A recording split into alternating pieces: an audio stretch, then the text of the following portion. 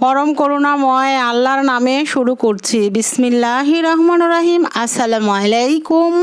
Welcome to my Fatema's cooking school.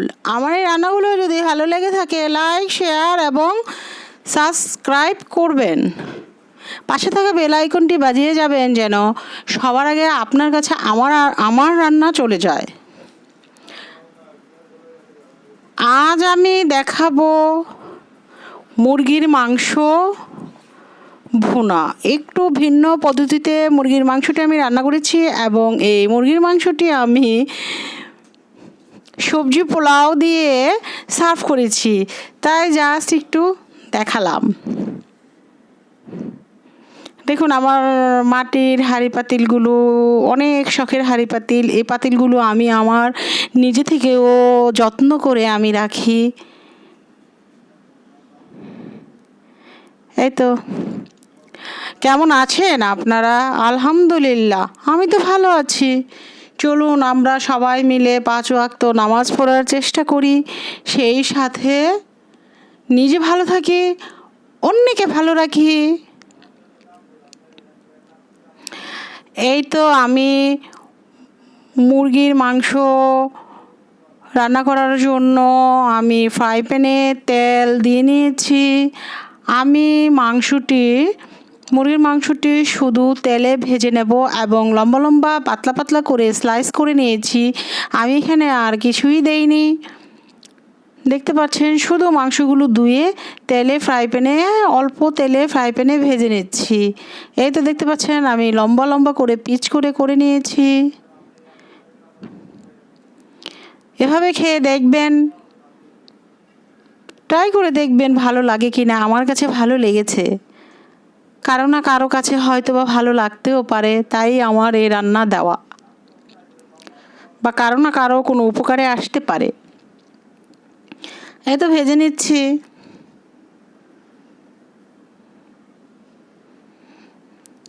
আমার এই রান্নাগুলো যদি ভালো লেগে থাকে লাইক, শেয়ার এবং সাবস্ক্রাইব করবেন। পাশে থাকা বেল আইকনটি বাজিয়ে যাবেন যেন আমার রান্না আপনার কাছে চলে যায় সবার আগে আপনি দেখতে পারেন। এই তো আমার মুরগির মাংসটি ভাজা হয়ে গেছে। এখন আমি যেই ফ্রাই প্যানে মুরগি ভেজেছি সেখানে আমি টমেটোগুলো দিয়ে দিয়েছি। মাংসগুলো আমি উঠিয়ে রাখিনি, মাংসর মধ্যেই টমেটোগুলো দিয়ে নিয়েছি। এই তো আবারও ভেজে নিচ্ছি টমেটো আর মাংস। এখন আমি সয়া সস দিয়ে নিচ্ছি 1 টিস্পুনের মতো। সয়া সস দিয়ে নিচ্ছি 1 টিস্পুন।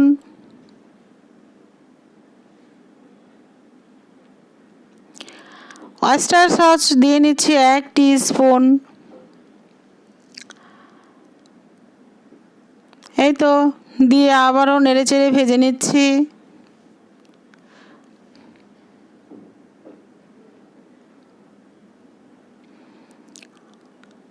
আবারও ভেজে নিচ্ছি ভালো করে। এখন আমি দিয়ে দিব 1 পিস লেবুর রস। লেবুর রসটা দিলে ফ্লেভারটা একটু অন্যরকম আসে।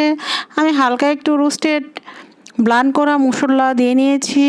এখানে রোস্টের যত মশলা আছে সবগুলো দিয়েই করানো হয়েছে, আর রোস্টের মশলা মোটামুটি সবাই চেনে, তাই আমি আর বললাম না। আবারও ভেজে নিচ্ছি।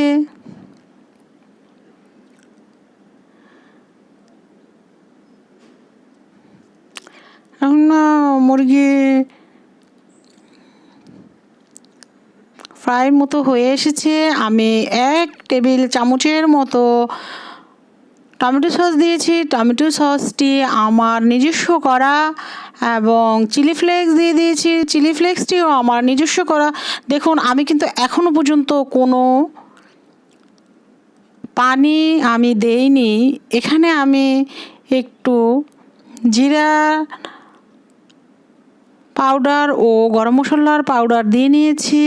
আমি শুধু চামচটা ধুয়ে নিয়েছি অতটুকু, মানে 1 টেবিল চামচ পানি হবে, যে চামচটা ধুয়ে নিয়েছি। এই তো আমি নেড়ে চেড়ে নিচ্ছি আবারও। দেখুন আমার মাংসটি ভুনা হয়ে গেছে। আমি এখানে পেঁয়াজ বেরেস্তা ভেজে দিয়ে নিয়েছিলাম। আমার রান্নাটি হয়ে গেছে। দেখুন আমার রান্নাটি কত সুন্দর হয়েছে, খেতে অনেক মজা হয়েছে। এভাবে করে দেখবেন, পানি ছাড়া মাংস ফ্রাই করে।